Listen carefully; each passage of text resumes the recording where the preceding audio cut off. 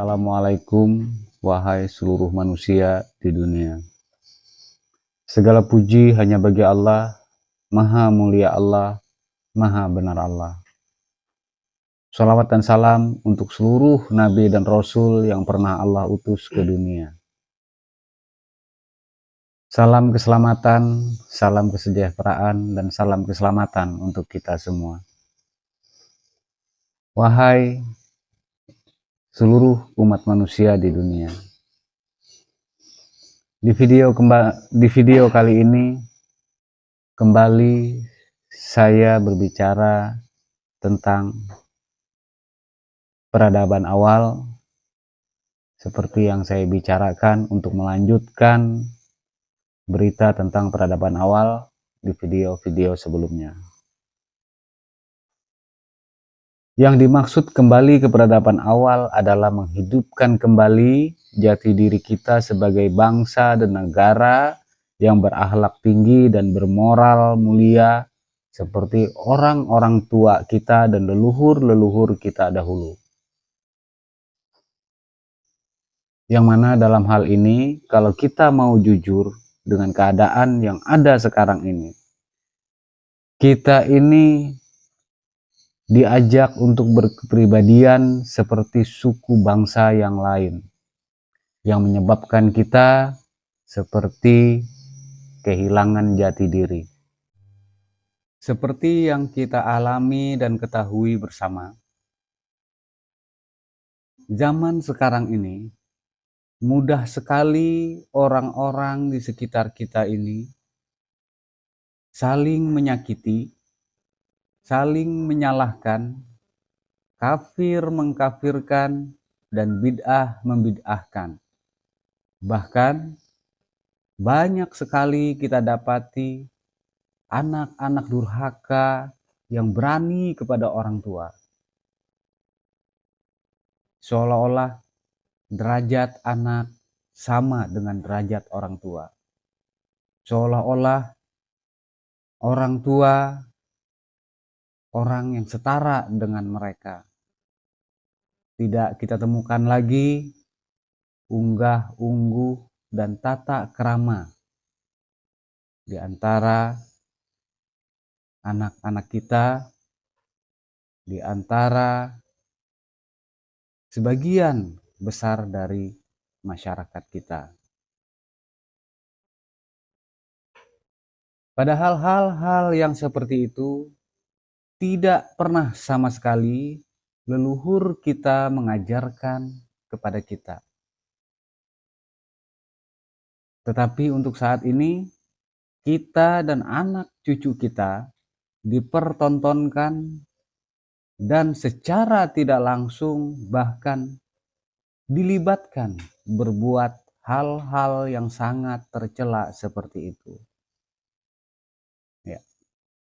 Yang sebenarnya kepribadian, akhlak, dan moral orang tua kita, leluhur kita, jauh lebih mulia dari suku bangsa manapun di dunia ini. Dengan akhlak, moral, dan kepribadian, serta adat, budaya, dan tradisi leluhur kita dahulu, mereka besar dan jaya serta mulia, dihormati dan dihargai dan disegani di seluruh dunia. Kalau kita mau melihat ke belakang, kepada keadaan leluhur-leluhur kita dahulu, melihat kepada keadaan nenek moyang kita dahulu, banyak sekali peradaban-peradaban megah dan besar yang mereka tinggalkan sebagai bukti betapa mulianya mereka, betapa dihormatinya mereka, dan betapa diseganinya mereka. Sampai-sampai ada beberapa suku bangsa yang kemudian datang menjajah, merampok, merampas harta benda leluhur-leluhur kita. Kalau kita pelajari peninggalan-peninggalan leluhur kita, atau juga catatan-catatan dari sejarah leluhur kita, ternyata mereka itu adalah orang-orang yang beriman kepada Tuhan. Bukan seperti yang dituduhkan selama ini. Keimanan mereka tidak tampilkan secara simbolik. Tetapi keimanan mereka mengalir dalam adat, tradisi dan budaya, tata krama dan sopan santun, dalam masyarakat, dalam keluarga, dan dalam rumah tangga. Leluhur-leluhur kita menjunjung tinggi akhlak, menjunjung tinggi moral, menjunjung tinggi kasih sayang, menjunjung tinggi tolong-menolong, menjunjung tinggi gotong royong. Itulah leluhur-leluhur kita yang masih kita bisa lihat dan masih bisa kita rasakan peninggalan-peninggalan mereka sampai kepada saat ini. Di akhir zaman ini dikatakan akan mengalami masa kejayaan kembali atau yang sering kita dengar sebagai kebangkitan di akhir zaman. Puncak dari kebangkitan itu adalah kembali ke peradaban awal. Kembali ke peradaban awal yang dimaksud bukanlah kembali ke zaman awal. Jadi kalau kita dengar di masyarakat kita atau di mana-mana bahwa kita akan kembali seperti dulu. Kembali ke peradaban awal bukanlah kembali ke zaman pakai kuda. Bukan pula kembali ke zaman alat masak dari batu. Bukan pula kembali ke zaman pakaian dari kulit kayu. Tetapi kembali ke peradaban awal adalah kembali kitanya kepada adat, tradisi, dan budaya yang sudah dicontohkan oleh leluhur-leluhur kita, nenek moyang kita, yang mana adat, budaya, dan tradisi mereka benar-benar adat, budaya, dan tradisi yang benar-benar manusiawi dan selaras dengan alam. Kebangkitan akhir zaman adalah kebangkitan kembali bangsa Nusantara sebagai pemegang kekuasaan dunia yang berlandaskan adat, budaya, dan tradisi yang mulia, yang mana adat, budaya, dan tradisi bangsa-bangsa Nusantara itu bersumber dari semua kitab-kitab suci. Leluhur-leluhur kita bukan hanya hebat dalam membaca kitab-kitab suci, tetapi juga hebat dalam membumikan dan memahami kitab suci. Leluhur kita bukanlah penyembah batu dan kayu ataupun hantu. Itu hanyalah fitnah keji dari para penjajah dan perampok yang sudah terbukti menggerogoti harta benda dan kekayaan serta adat, budaya, dan tradisi leluhur Nusantara. Akibat doktrin-doktrin yang mereka lakukan, hampir-hampir kita anak cucu mereka menjadi durhaka kepada orang tua dan leluhur kita. Inilah kenyataan yang kita hadapi. Dan kenyataan yang juga akan dihadapi oleh anak dan cucu kita ke depannya. Wahai bangsa Nusantara, sadarlah bahwa itu cara mereka, itu tipu daya mereka.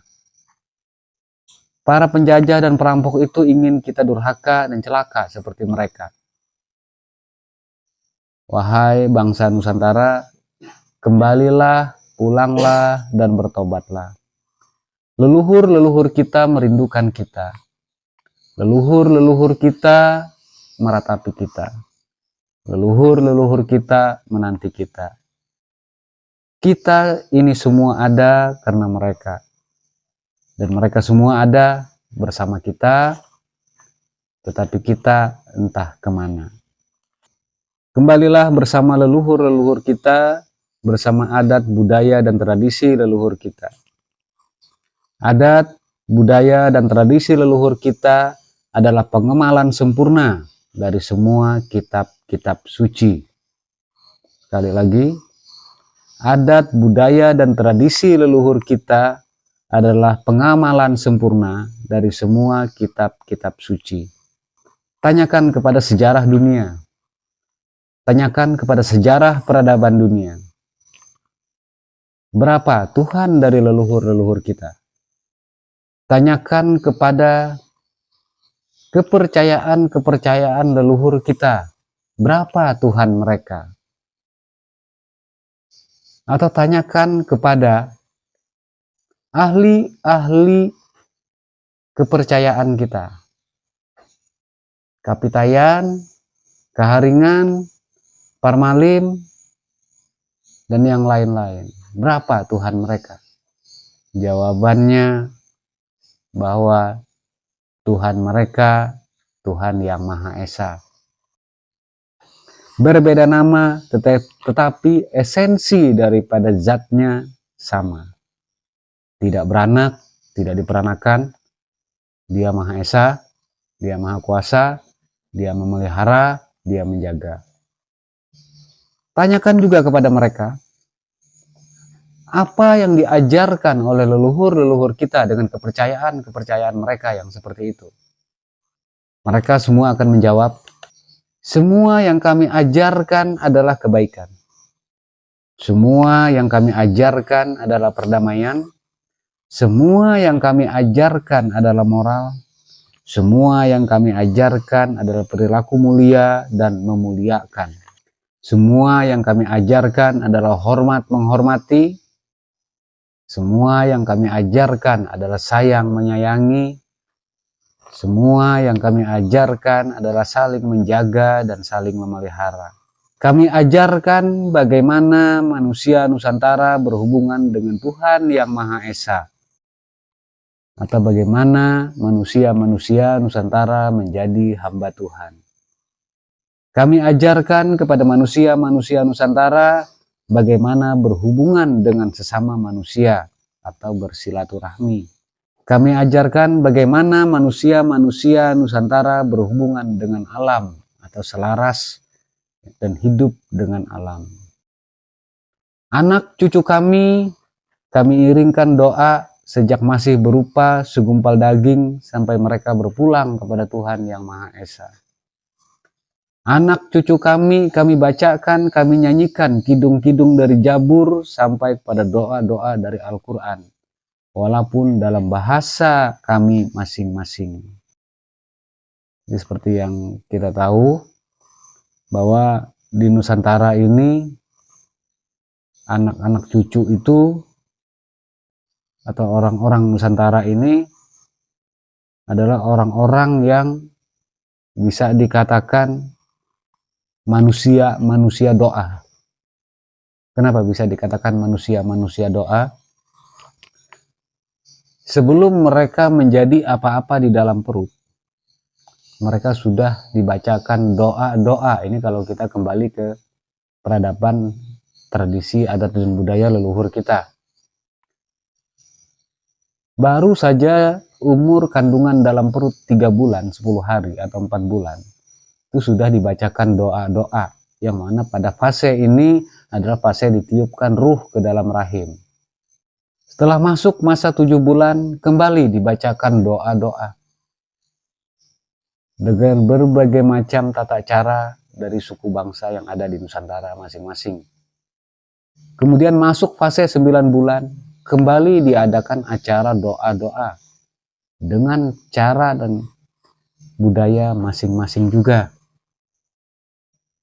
Nah, sampai kemudian berumur 1 hari, 2 hari, 3 hari, 7 hari, semuanya tidak lepas dari doa. Ketika mereka berangkat dewasa, ada beberapa ritual doa. Ketika mereka sudah remaja dan akan menjalani masa berumah tangga, diiringkan dengan ritual-ritual doa yang menyatu dalam adat budaya dan tradisi. Sampai kemudian ketika mereka meninggal pun, jasad mereka diantar dengan doa, kepergian mereka diiringkan dengan doa.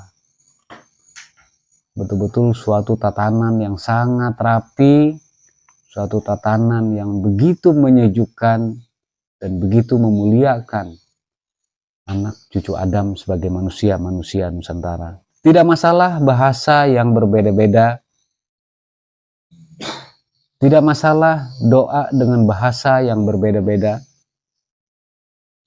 karena mereka sadar bahasa-bahasa yang berbeda-beda itu memang datangnya dari Allah. Bahkan bahasa-bahasa yang berbeda itu pun juga terjadi pada kitab-kitab suci. Seperti yang kita tahu, kitab suci Zabur yang diterima oleh Nabi Daud alaihi salam, dia berbahasa Kipti. Kitab suci Taurat yang diterima Nabi Musa alaihi salam, dia berbahasa Ibrani. Kitab Injil yang diterima Nabi Isa alaihi salam, dia berbahasa Suryani atau Aramea. Dan kitab Al-Quran yang diterima oleh Rasulullah Muhammad sallallahu alaihi wasallam, dia berbahasa Arab. Yang penting, walaupun berbeda-beda bahasa seperti itu, makna dan tujuan hanya kepada Tuhan yang Maha Esa. La ilaha illallah bahasa Arabnya, Tuhan yang Maha Esa dalam bahasa Nusantaranya. Orang Jawa berdoa memakai bahasa Jawa. Orang Sunda berdoa memakai bahasa Sunda. Orang Dayak berdoa memakai bahasa Dayak. Orang Batak berdoa memakai bahasa Batak.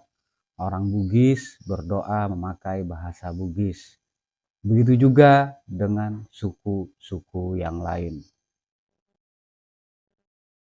Karena mereka berdoa dengan bahasa yang mereka fahami, maka doa-doa mereka mampu menembus kehalusan hati dan kekasaran diri mereka masing-masing. Sehingga doa-doa yang mereka ucapkan dengan penuh penghayatan dan penuh pemahaman tersebut menjadi doa-doa yang khusyuk. Doa-doa khusyuk mereka ini sangat mustajab dan mampu menembus sampai ke hadapan Tuhan yang Maha Esa di Sidratul Muntaha. Efek-efek doa mereka menurunkan rahmat yang turun bagaikan hujan yang menghidupkan bumi kering dan hampir mati.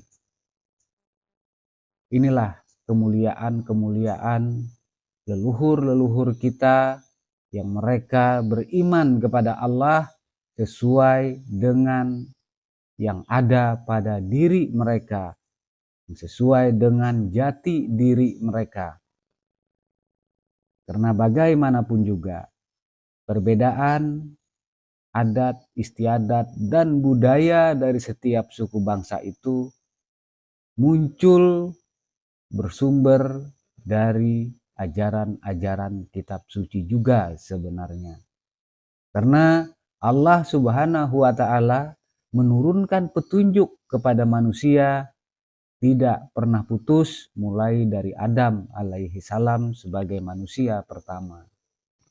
Kenapa saya bilang bahwa leluhur-leluhur Nusantara atau nenek moyang kita itu mereka sempurna dalam mengamalkan kitab-kitab suci. Dan satu-satunya leluhur atau nenek moyang di seluruh dunia yang sempurna dalam mengamalkan hal itu. Zabur datang di bawah Nabi Daud alaihissalam membawa kidung-kidung pujian dan doa. Hal ini dipraktekkan oleh leluhur kita secara nyata di dalam adat, budaya, dan tradisi. Kemudian Taurat datang dibawa oleh Nabi Musa alaihissalam membawa aturan-aturan. Dan aturan-aturan ini bisa kita temukan di dalam masyarakat leluhur kita di Nusantara. Bisa jadi catatan-catatan Taurat itu sudah hilang. Bisa jadi pujian-pujian Zabur itu sudah hilang. Tetapi semuanya melekat di adat dan budaya tradisi leluhur-leluhur kita. Injil datang dibawa Nabi Isa alaihissalam membawa tauhid dan kasih sayang. Dipegang teguh oleh leluhur-leluhur kita. Tuhan mereka satu, dan leluhur kita terkenal dengan sifat kasih sayang, hormat menghormati, harga menghargai, mulia memuliakan. Al-Quran datang dibawa oleh Nabi Muhammad SAW untuk membenarkan, menjaga, dan memelihara semuanya. Hal ini kembali dibuktikan oleh leluhur-leluhur kita. Tidak ada dalam sejarahnya leluhur kita di Nusantara ini perang agama. Tidak ada sejarahnya leluhur-leluhur Nusantara itu bunuh-membunuh karena keyakinan. Mereka hidup damai, berdampingan, hormat menghormati, mulia memuliakan, harga menghargai. Kalaupun toh kemudian terjadi peperangan sesama mereka, itu hanya terjadi karena urusan duniawi semata, kekuasaan, wilayah, dan kedudukan. Itulah kemuliaan dan kesempurnaan leluhur kita. Jadi sangat wajar kemudian kalau Allah menetapkan Nusantara menjadi mercu suar dunia. Nusantara menjadi tempat kebangkitan peradaban awal dunia. Allahu Akbar.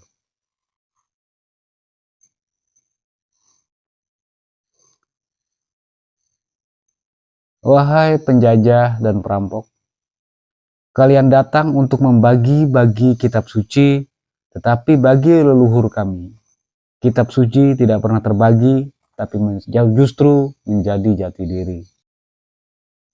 Itulah kenyataan dari leluhur-leluhur kita.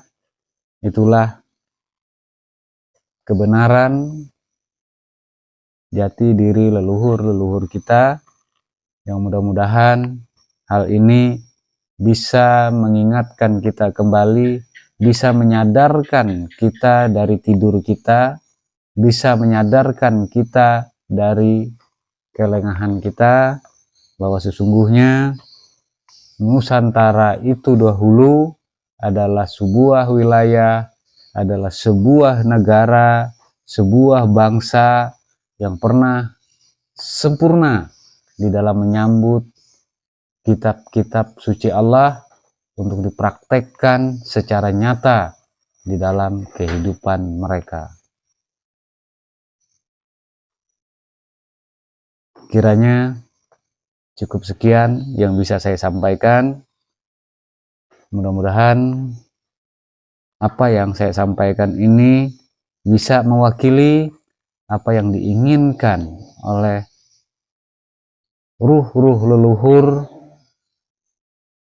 yang selama ini selalu berada di sekitar kita dan menunggu kita. Mudah-mudahan apa yang saya sampaikan ini bisa membawa kebaikan untuk diri kita, khususnya